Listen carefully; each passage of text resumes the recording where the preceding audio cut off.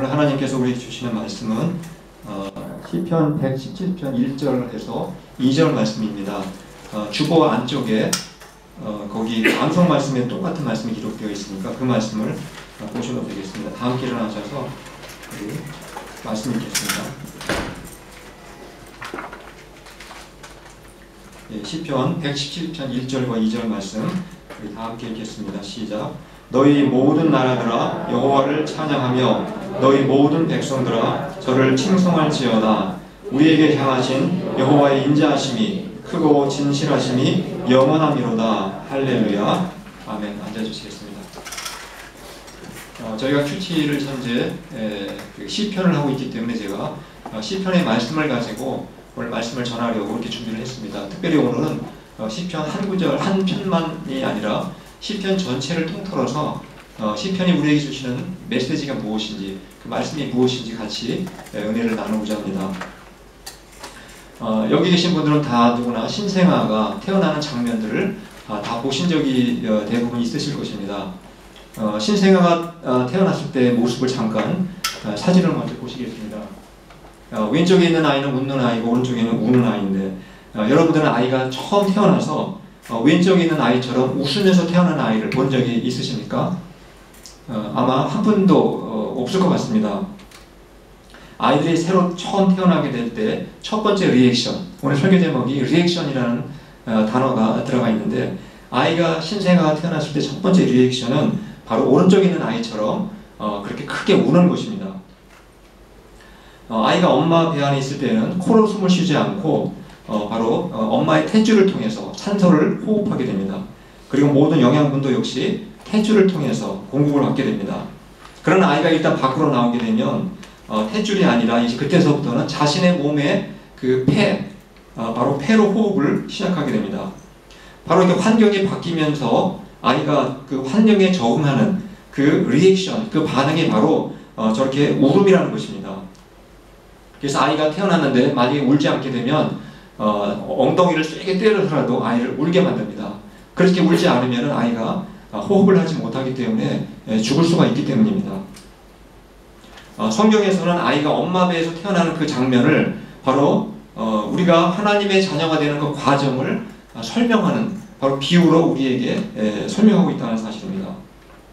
대표적인 말씀이 요한복음 3장 3절에 기록이 되어 있습니다. 한번 그 말씀을 앞에 보시겠습니다. 제가 읽어드리겠습니다. 예수께서 대답하여 이르시되 진실로 진실로 내게 이르노니 사람이 거듭나지 아니하면 하나님의 나라를 볼 수 없느니라. 거듭난다, 영어로는 born again이라고 되어 있습니다.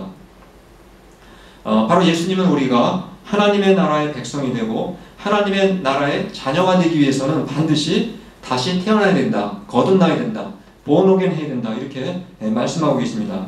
우리의 육체가 다시 태어나야 한다는 것이 아니라 우리의 영혼이 새로운 피조물로 다시 태어나야 한다라는 말씀을 저렇게 하신 것입니다. 그럼 우리가 다시 태어난 사람은 어떤 사람들이겠습니까? 어떻게 우리는 구분할 수 있겠습니까? 바로 내가 죄인임을 인정하고 예수님을 구세주와 그리고 주님으로 믿고 영접한 사람이 바로 새롭게 태어난 새로운 피조물인 것입니다. 이렇게 예수님을 믿어서 새롭게 다시 태어나게 되면 아이가 엄마 배에서 태어날 때 우는 것처럼 여러 가지 리액션들, 여러 가지 반응들이 나타나게 된다는 것입니다. 여러분들은 예수님을 믿고 나서 이제 하나님의 자녀로 태어난 이후에 여러분의 삶 속에서 어떤 리액션들이, 어떤 그 반응들이 나타났던 것 같습니까? 한번 이후의 말씀을 들으시면서 나는 예수를 믿고 나서 어떤 반응들이 내 삶에서 나타났는지 한번 곰곰이 생각해 보시기 바랍니다. 하나님과 예수님을 모르고 우리가 살 때에는 내 생각대로 그리고 내 마음대로 내 마음이 원하는 대로 살았습니다. 그러나 예수님을 믿고 나면 이제는 내가 하나님의 뜻과 정반대로 살았다는 사실을 깨닫게 되고 내가 잘못된 삶을 살았구나, 내가 하나님을 불순종하며 살았구나, 내가 하나님 앞에 죄인이라는 사실을 비로소 깨닫게 된다는 사실입니다. 그래서 내가 예수님을 믿고 새로 태어나게 될 때 첫 번째 나타나는 리액션은 바로 죄를 슬퍼하는 사람이 된다는 것입니다. 때로는 자신의 과거의 그 죄된 모습을 깨닫고 하나님 앞에 크게 눈물로 통회하면서 눈물로 자백하면서 그렇게 통곡하는 그러한 리액션을 갖는 사람도 있습니다. 물론 사람마다 자기의 슬픈 감정을 표현하는 그 표현의 정도는 다 차이가 날 수가 있습니다. 그러나 우리가 하나님의 자녀로 태어나게 되면 죄를 슬퍼하는 그러한 리액션이 우리 안에서 나타나기 시작을 한다는 사실입니다.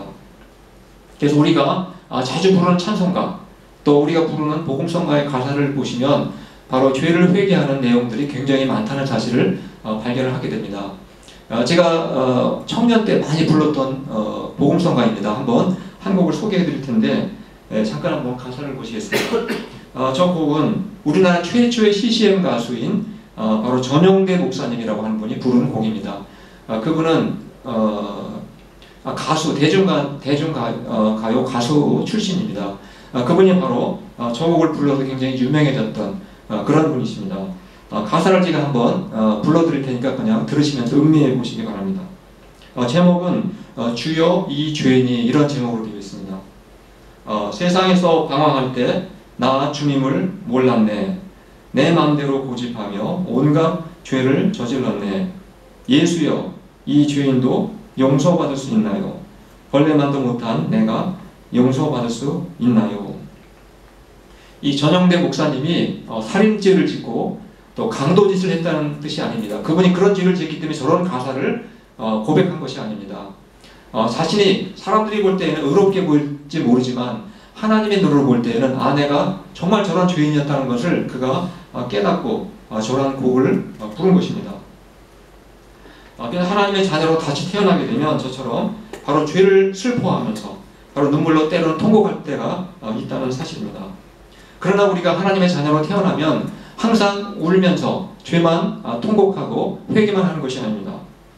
바로 하나님께서 예수 그리스도를 이 땅에 보내주셔서 십자가에서 못 박아 주심으로 바로 우리의 죄가 용서받게 하신 그 하나님의 사랑을 우리가 깨닫게 되어서 이제는 하나님을 찬양하고 또 하나님을 감사하는 그러한 리액션이 우리의 삶 속에서 나타나게 된다는 사실입니다.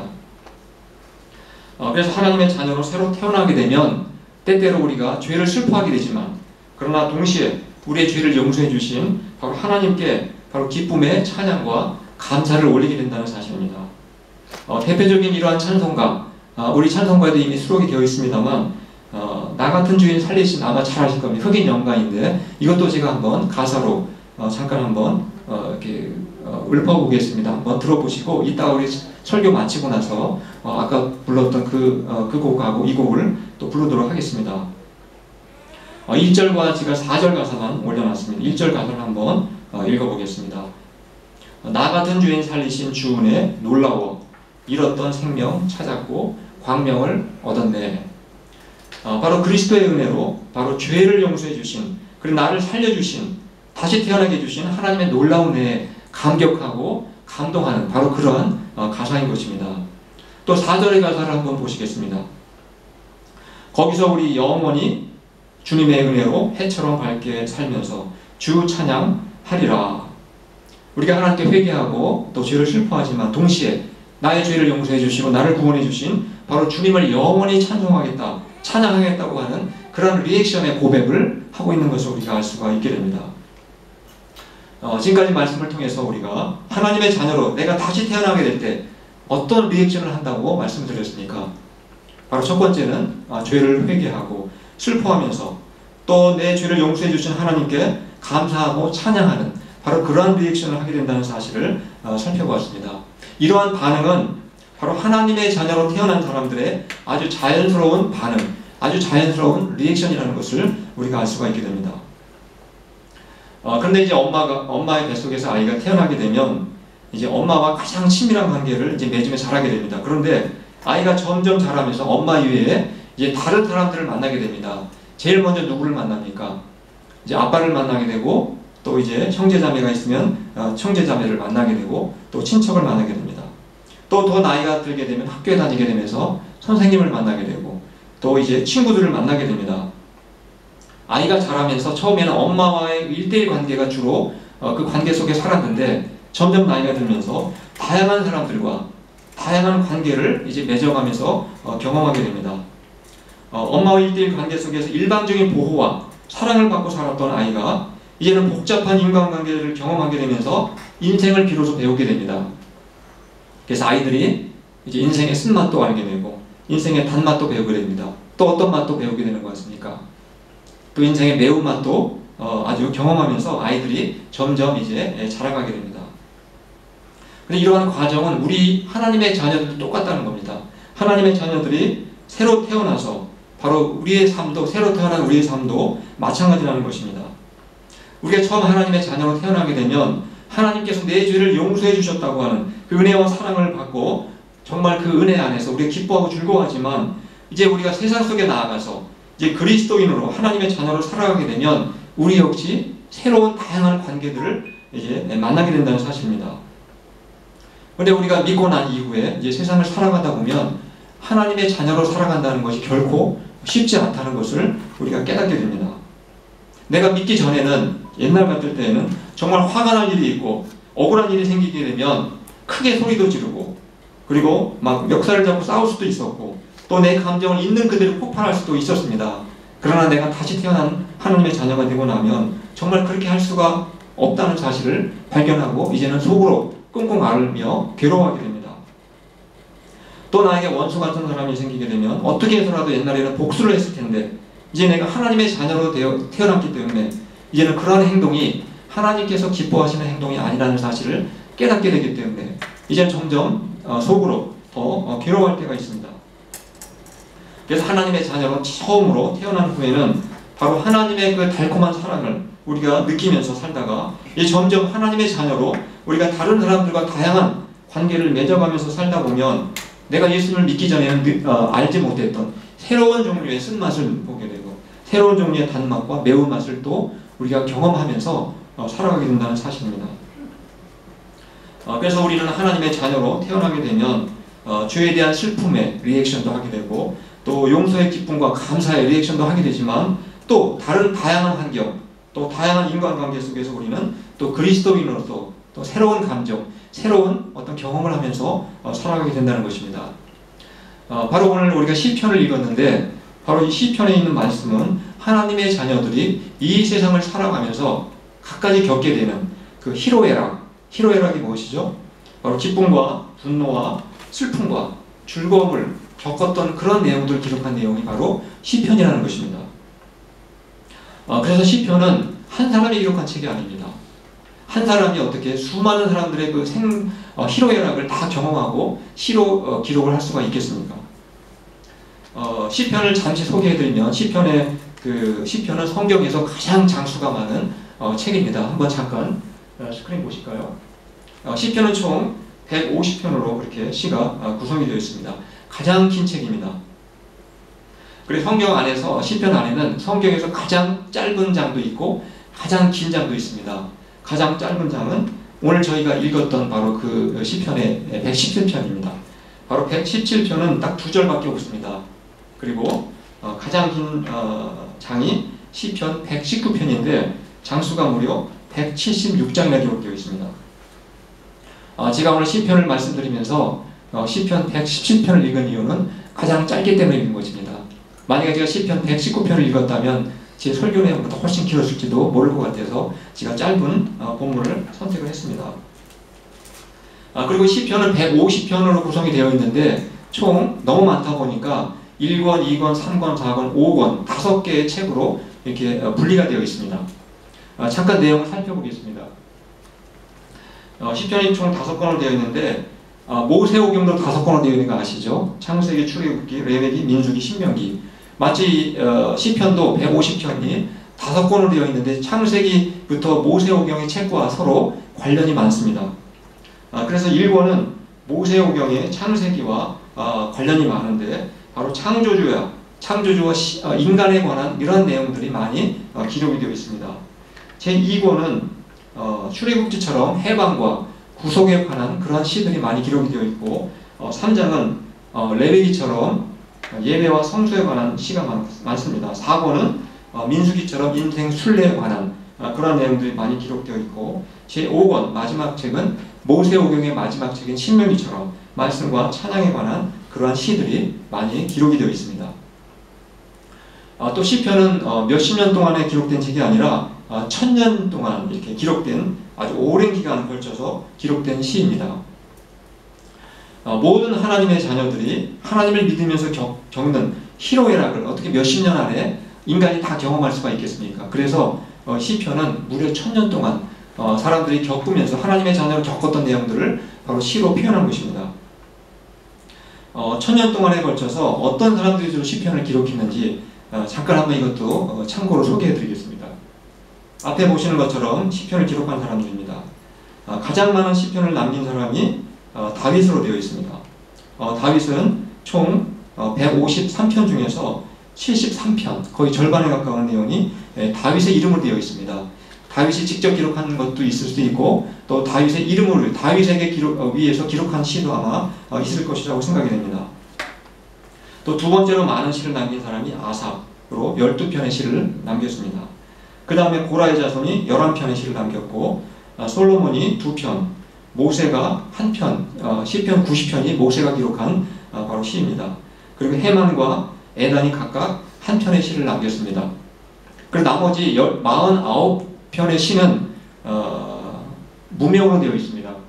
무명은 사람 이름이 아닙니다. 무명은 누가 기록했는지 모른다는 뜻입니다.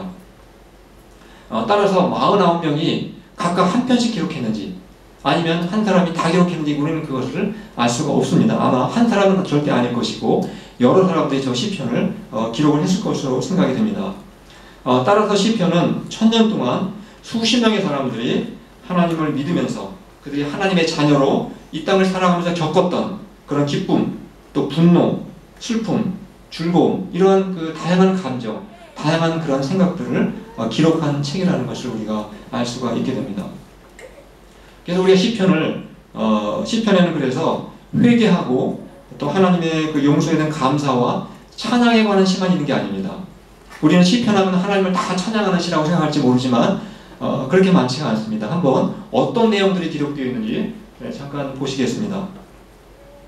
하나님을 감사하고 하나님께 찬양하고 예배하는 그런 시는 150편 중에서 29편밖에 되지 않습니다. 감사 예배 시가 29편, 그 다음에 찬양 시가 21편, 그러니까 한 50편 정도, 한 분의 1 정도 되네요. 그러니까 적지 않다고 볼 수는 있겠습니다. 그 다음에 비탄시, 정말 성도들이 이 세상을 살아가면서 억울한 일도 당하고 힘든 일을 당하면서 하나님께 간절히 부르짖었던 그 시를 비탄시라고 하는 것입니다. 바로 그런 비탄시가 36편이나 기록되어 있습니다. 그러니까 성도들이 살면서 힘든 삶을 살아간다는 것을 우리가 간접적으로 알 수가 있는 것입니다. 또 민족 애가, 민족이 어려움을 당했을 때 기록했던 시가 6편이 기록되어 있고, 신정시, 하나님의 통치에 관한 시들이 13편, 시온시는 예루살렘과 관련된 시입니다. 8편이 기록되어 있고, 하나님께 죄를 참회하는, 회개하는 시가 7편이 기록되어 있습니다. 또 저주하는 시도 있습니다. 이것은 개인적인 미움의 감정으로 저주한다기보다는 하나님의 공의가 실현되기를 간절히 소망하는 바로 그러한 내용이 저주시라는 것입니다. 3편이 기록되어 있고, 또 메시아 예언시, 예수님이 이 땅에 오셔서 하실 여러 가지 일들이 예언된 시들도 7편이나 기록되어 있습니다. 또 지혜시가 20편이 기록되어 있다는 것을 알 수가 있습니다. 우리가 이 표를 보면서 알 수 있는 것은 시편에 기록된 시들은 전부 다 하나님께 감사하고 하나님을 찬양하는 시들만 있는 것이 아니라는 것입니다. 바로 하나님의 자녀들이 이 세상을 살아가면서 겪었던 그 어려운 마음, 또 즐거웠던 것, 기쁨, 슬픔을 바로 시로 기록했다는 것을 알 수가 있게 됩니다. 제가 몇 가지 대표적인 시만 잠깐 소개를 해드린다면, 바로 시편에는 자신의 죄를 회개한, 참회한 아주 그러한 시들이 특별히 다윗의 시 가운데 기록이 되어 있습니다. 우리가 대표적으로 잘 아는 시가 시편 51편입니다. 바로 성경 통독하시는 분들은 이미 사무엘 상하를 읽어가시면서 이미 그 다윗이 그 간음죄를 진 걸 알고 계실 것입니다. 바로 이 51편에 있는 내용은 다윗이 다른 사람의 아내와 간음죄를 지고 나서 하나님께 회개한 시를 바로 눈물로 기록한 시입니다. 한번 51편 5절 말씀을 한번 우리 다 같이 한번 읽어보도록 하겠습니다. 시작. 내가 죄악 중에서 출생하였으며 어머니가 죄 중에서 나를 잉태하였나이다. 다윗은 어릴 때부터 하나님을 잘 믿는 사람이었습니다.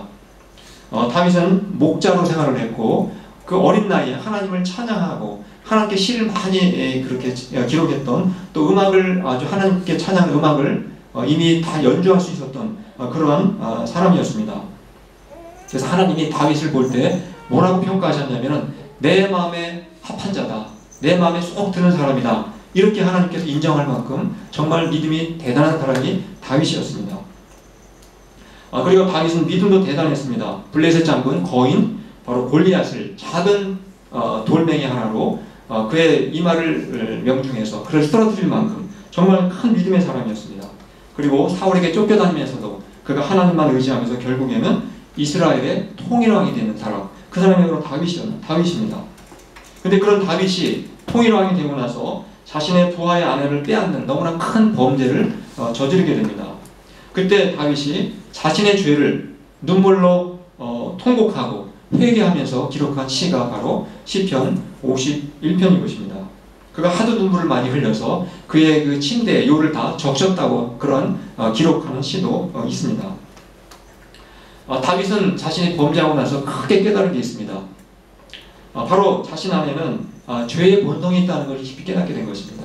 자신은 늘 하나님 앞에 옳게 살고 의롭게 살았기 때문에 자신은 의로운 줄 알았는데 자신도 역시 죄의 본성을 가진 죄인에 불과하구나. 그리고 자신도 하나님 앞에 하나님과 멀리할 때는 죄의 노예가 될 수 있다는 사실을 그가 깊이 깨닫게 됩니다. 그리고 그는 이 시편 기록 앞에 있는 것처럼 자신은 태어날 때부터 이미 죄인으로 태어났기 때문에 죄를 지을 수 있는 환경이 만들어지면 언제라도 죄를 지을 수 있는 인간이라는 사실을 깨닫게 됩니다. 그래서 하나님의 은혜가 아니면 살 수 없다는 사실을 그가 깊이 깨닫게 되는 것을 우리가 발견하게 되는 것입니다.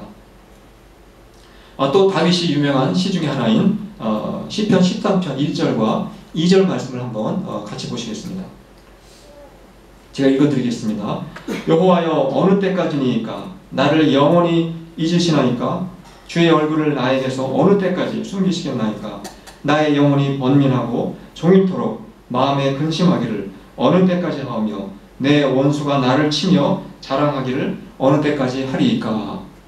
아마 우리가 신앙생활을 하면서 이러한 기도가 혹시 여러분의 기도가 되었던 적도 있는 경우도 있을 것이라고 생각이 됩니다. 바로 이 시는 다윗이 사울왕에게 쫓겨다니면서 자신의 억울함을 하나님께 호소한 내용입니다. 도대체 내가 어느 때까지 도망을 다녀야 되겠습니까? 정말 피곤하고 정말 지치고 그리고 절망적인 이러한 상황 속에서 다윗이 하나님께 간절히 부르짖었던 바로 그러한 내용을 기록한 시가 바로 이 시편 13편인 것입니다. 이렇게 우리가 하나님의 자녀가 태어나게 되면 우리가 항상 하나님께 찬양하고 감사해야 되겠지만 때로는 우리가 이렇게 다윗처럼 하나님께 울부짖어서 하나님을 향하여 비탄의 마음을 가지고 또 기도할 때가 있다는 사실입니다. 이것이 바로 하나님의 자녀들의 삶이 될 수가 있는 것입니다.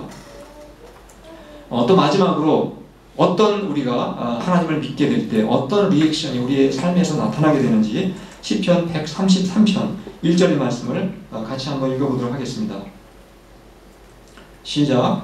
그 얼마나 아름답고 즐거운가 형제자매가 어울려서 함께 사는 모습. 세 번역으로 제가 기록한 내용입니다. 우리가 다 가족들이 있는데 가족의 특징이 무엇입니까? 가족들은 떨어져 있으면 만나고 싶고 또 만나고 나면 헤어지기 싫은 것이 가족 아니겠습니까? 마찬가지라는 겁니다. 하나님의 자녀로 우리가 새로 태어나게 되면 하나님의 자녀는 누구입니까? 바로 하나님을 아버지로 모신 영적인 가족들인 것입니다. 그래서 우리가 하나님의 자녀로 태어나게 되면 함께 하나님의 자녀들끼리 함께 모여서 이렇게 예배드리고 또 우리가 또 하나님의 자녀들끼리 서로 친교하고 또 말씀 안에서 서로 교제하는 것들을 사모하는 리액션이 우리 안에서 생기게 된다는 것입니다. 그래서 우리가 주일날 비록 긴 시간은 아니지만 예배하고 또 친교하고 술 모임을 통해서 우리가 하나님의 자녀이기 때문에 나타나는 리액션, 그런 반응들을 우리가 함께 이렇게 경험하고 누리게 되는 것입니다. 이처럼 시편은 하나님께 감사하고 찬양하는 시들만 있는 것이 아닌 것입니다. 때로는 범죄한 후에 바로 회개하면서 눈물로 기록한 시도 있는 것입니다. 그리고 핍박과 가난과 또 질병과 억울함과 또 절망적인 상황에서 하나님께 구원을 간절히 호소하는 그러한 간구하는 그러한 시도 기록이 되어 있는 것입니다. 또 하나님의 자녀들끼리 함께 모여서 또 교제하기를 간절히 사모하는 바로 그러한 반응들, 그런 것들이 시편에 기록이 되어 있습니다. 아까 제가 처음에 말씀을 전하면서 두 개의 사진을 보여드린 적이 있습니다. 아기가 엄마 배에서 나오는 순간에 울음을 통해서 자신이 새로 태어났다는 것을 신고하고 표현한다고 그렇게 말씀을 드렸습니다. 그런 리액션을 통해서 자신의 출생을 나타냅니다. 여러분들은 하나님의 자녀로서 주로 어떤 리액션을 하시면서 지금까지 살아오신 것 같습니까? 어떠한 반응들이 여러분의 삶에서 나타난 것 같습니까? 그리스도인들은 하나님의 자녀로 새로 태어나는 그 순간부터 우리의 삶 속에서 여러 가지 종류의 리액션들, 여러 가지 반응들이 자연스럽게 나타나게 된다는 사실입니다. 지금까지 약 4가지 정도에 걸쳐서 제가 우리의 삶에서 나타나게 되는 그러한 반응들에 대해서 말씀드렸습니다. 첫 번째 기억나십니까? 바로 우리는 하나님의 자녀로 새로 태어나게 되면 하나님의 말씀 앞에서 내가 죄인임을 깨닫고 죄를 슬퍼하게 된다는 사실입니다. 그리고 우리의 양심은 더 예민하게 됩니다. 옛날에 내가 죄라고 생각하지 않았던 일이 예수님을 믿고 나서는 작은 것 하나도 죄라고 느껴질 만큼 우리 양심이 예민하게 변하고 그리고 죄를 멀리하게 된다는 사실입니다. 또 두 번째 리액션은 뭐였습니까? 비록 우리가 죄에 대해 슬퍼하지만 우리의 죄를 용서해 주신 하나님의 은혜와 사랑에 감사하고 또 찬양하는 그러한 리액션이 우리의 삶에서 나타나게 된다는 것입니다.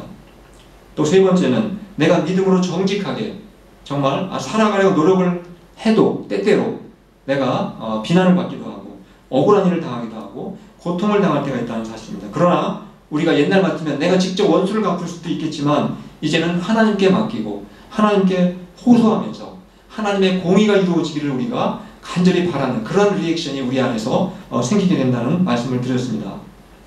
네 번째 마지막으로는 우리가 하나님의 자녀로 태어나게 되면 하나님의 가족들끼리 하나님의 영적인 가족들끼리 함께 모여서 함께 교제하고 함께 즐거워하는 이런 만남을 우리 굉장히 좋아하게 되고 사모하게 된다는 것을 말씀을 드렸습니다.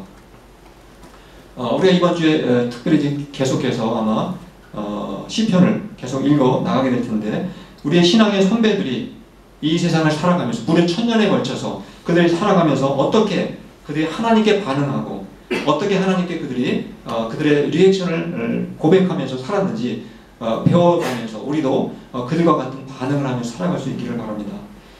그래서 우리 역시 그들처럼 우리 신앙의 선배들처럼 우리가 죄를 슬퍼하고 때로는 하나님의 그 용서의 은혜에 감사하고 찬양하면서 또 우리가 아무리 어려운 환경이 있다 할지라도 우리에게 구원을 베풀어 주시는 바로 하나님만 의지할 수 있고 또 우리가 하나님의 자녀들과 서로 같이 교제하고 이러한 그 기쁨을 누리는 이러한 복된 삶을 또 우리 삶 속에서 나타나길 바라고 또 우리가 함께 이러한 리액션들이 계속해서 끊이지 않고 나타날 수 있기를 간절히 축원합니다.